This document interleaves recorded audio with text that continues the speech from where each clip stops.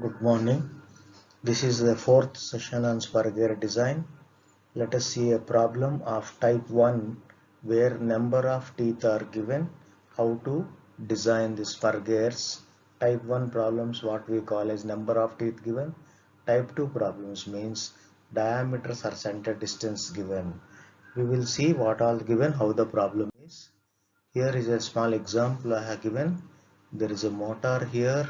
We want output here through the pair of gears here, spur gears, and the motor power that we are going to transmit is 11 kilowatts. Motor speed is 960 RPM.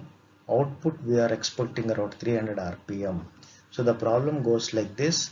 A forged steel heat treated spur gear pinion. The pinion is made of forged steel whose allowable static stress is given as 245 MPa.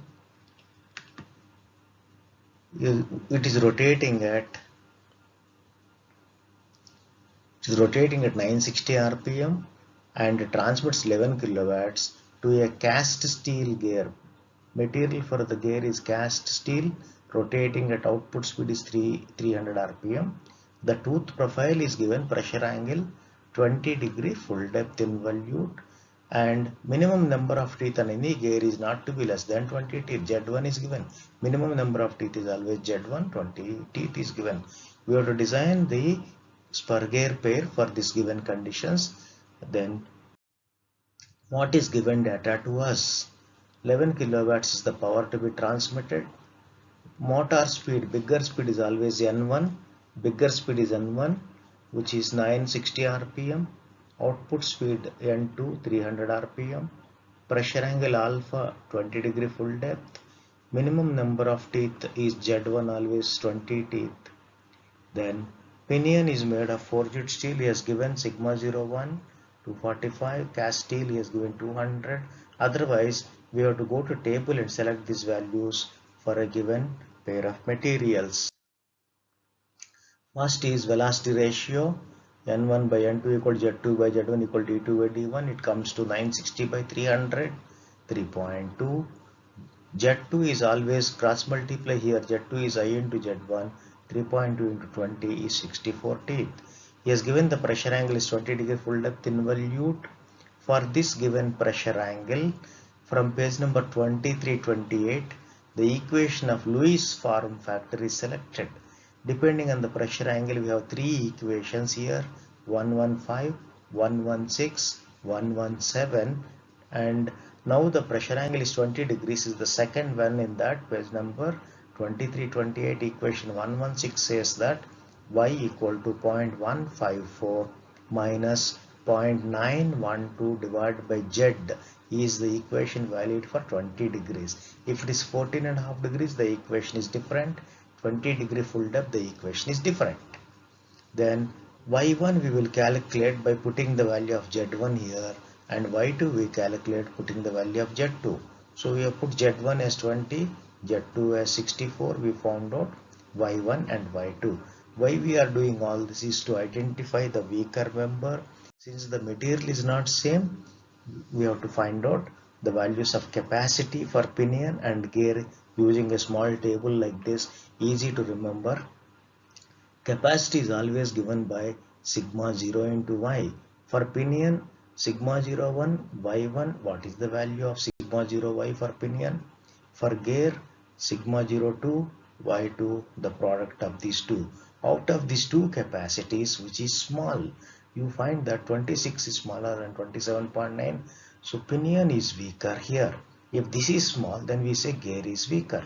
Since the capacity for pinion is less, pinion is weaker, design is to be based on pinion.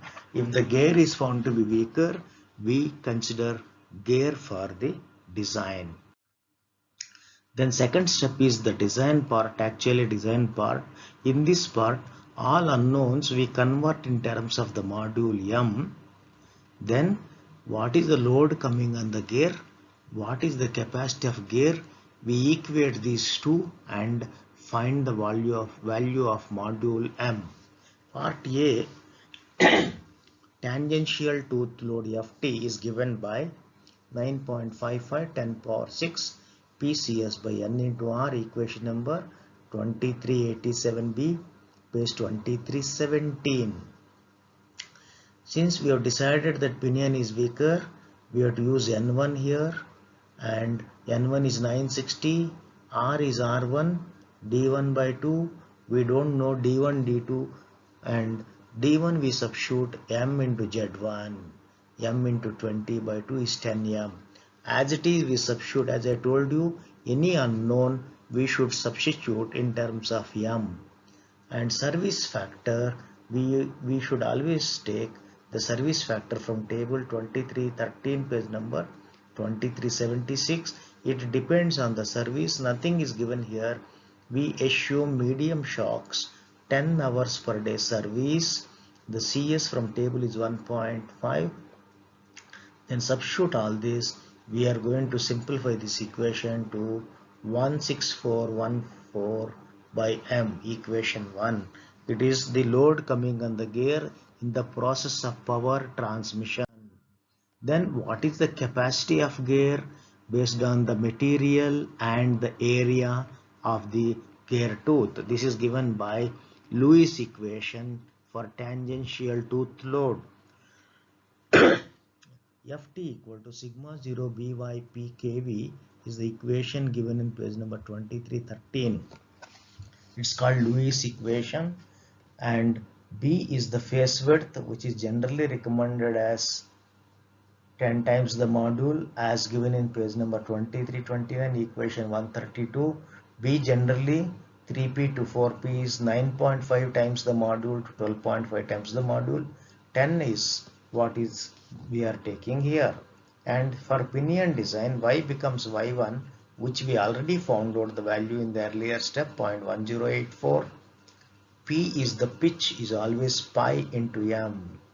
Sigma 0 for pinion is sigma 0 1 value we should use, which is given to us as 245. Since we don't know the velocity, we don't know the value of kV, substitute as it is. So here also B value and P value, two unknowns, we are substituting in terms of module. Then simplify this equation as Ft equal to 245 is the value of sigma 0, B, Y, P and kV here. So it amounts to 834.3 kV m square. This is equation 2 is the capacity of the material. For strength, we equate the capacity to the load coming. So we are going to get m cube kV value as 19.67. M cube kV is the unknown part in this. So since m and kV are interdependent, we should solve by trial and error procedure. So to start with the first trial, we take the value of right hand side into 2 into 19.67 and find the cube root. It comes to about 3.4 approximately. Then in the table, what is the standard value near to that? So as a trial one, we start with 3 as the module and then find out the pitch line velocity, pi d1 n1 by 60,000. d1 is nothing but mz1. If you substitute here, we are going to get the value of velocity as 1.005 into m. This m will vary for each trial. Now for trial 1, we are taking m as 3. So Vm equal to 1.005 m, 1.005 into 3, 3.015. So for this 3.015 in the table for kV, page number 2329, it is less than 7.5. The equation relevant to for that velocity is 3 by 3 plus Vm. If the velocity is more than 7.5, the equation is different. So depending on each trial, we have to see which equation of kV to be used from page number 2329. Here 3 by 3 plus Vm comes to 0.499. So what is the unknown left hand side value? M cube kV. M we have assumed as 3 cube. kV we found out 0.499. It comes to 13.4, whereas we want m cube kV anything greater than 19.67. So this is not suitable. Left hand side is less than right hand side, not suitable. So how to increase the situation? We have to change the value of m, take higher value of m. In the table, next higher value is 4 mm standard value. Then Vm we simplified earlier as 1.005 into m. M is 4 now, so the multiplication comes to 4.02 meters per second. Again, page number 29, for a velocity of 4.02 which is less than 7.5, we have to select the equation for kV 3 by 3 plus Vm, equation number 134a. So it comes to 0.427. Again, find out the left hand side. Now the new value of m is 4 cube into the new value of kV 0.427. The product is 27.35. This is greater than the right hand side 19.67. So the value is satisfactory. So we adapt the value of module as 4 because 3 was not suitable. 4 was coming more. Nearest higher value to be adapted. Take a standard value of m as 4 mm. Then comes the calculation of dimensions.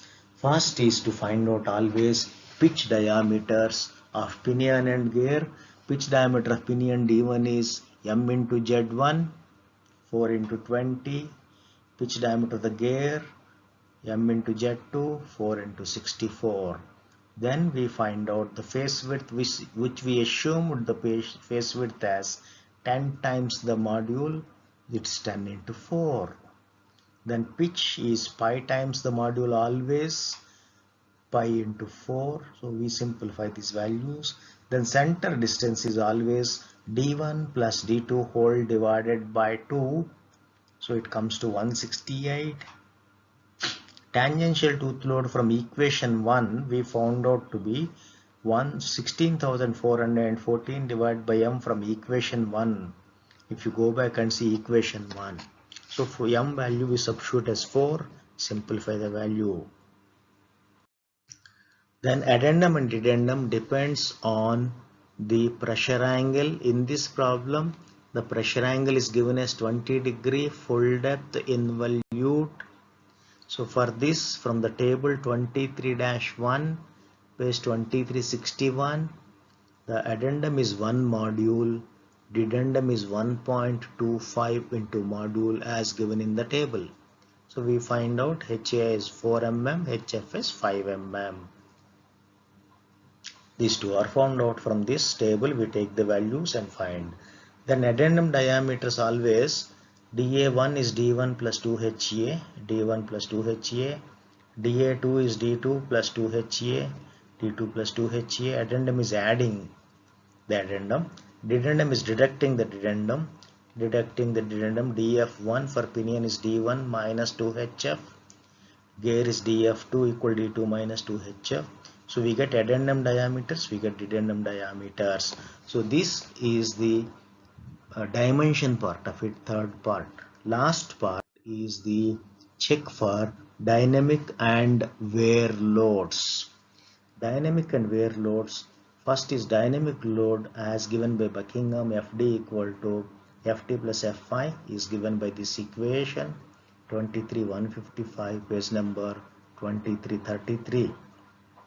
Already we simplified in the previous step. Ft equal to 44,103.5. Then we have the value of B, face width, we found out to be 40 mm. 40 mm already we have done. For the given velocity 4.02 meters per second, we have a figure 2335, page number 2335. For this velocity, what is the error approximately from the y-axis? Then we go to table 2332, page 2374. We have to select the value of C for this error. Unfortunately, 0.07 is not there in the table. So we go for interpolation. So for the interpolation, we take any one known value from the table. Any one value you take. What is the material for pinion and gear? We have pinion as steel, gear also steel. For steel pinion and steel gear, 20-degree full depth is the pressure angle. We go for the sixth line there in the table. Sixth line calls for steel and steel, 20-degree full depth. Take very first value, F equal to 0.0125. What is the corresponding value of C? C is given as 145 kilonewton per meter, is same as Newton per mm. It's in the table, it's given as kilonewton per meter, it is Newton per mm. What is our value of F? We have found out from the graph that F is 0.07. What is C? Here we cross multiply 0.7 into 145 divided by 0.105. C equal to, when you cross multiply and simplify, C comes to 812 kilonewtons per meter or Newton per mm, both are same. Substitute all this, we are going to get FD as 15,305.9 is the dynamic load on the gears. Then wear resistance is always given by D1 BQK as per the equation 23/160, page number 2335.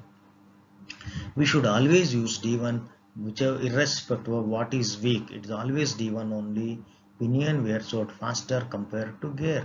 So D1 is 80 mm, face width we found out 40, then Q ratio factor is 2 Z2 by Z1 plus Z2 comes to 1.52.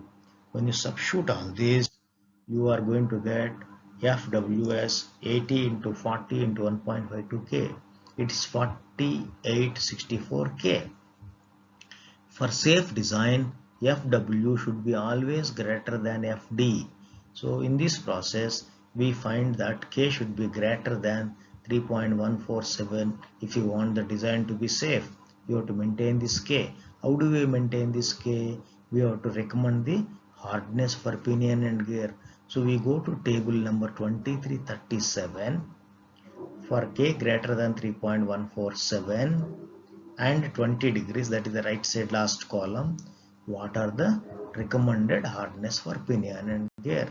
So we recommend that pinion should have 450 hardness BHN, gear should have a hardness of 450 BHN.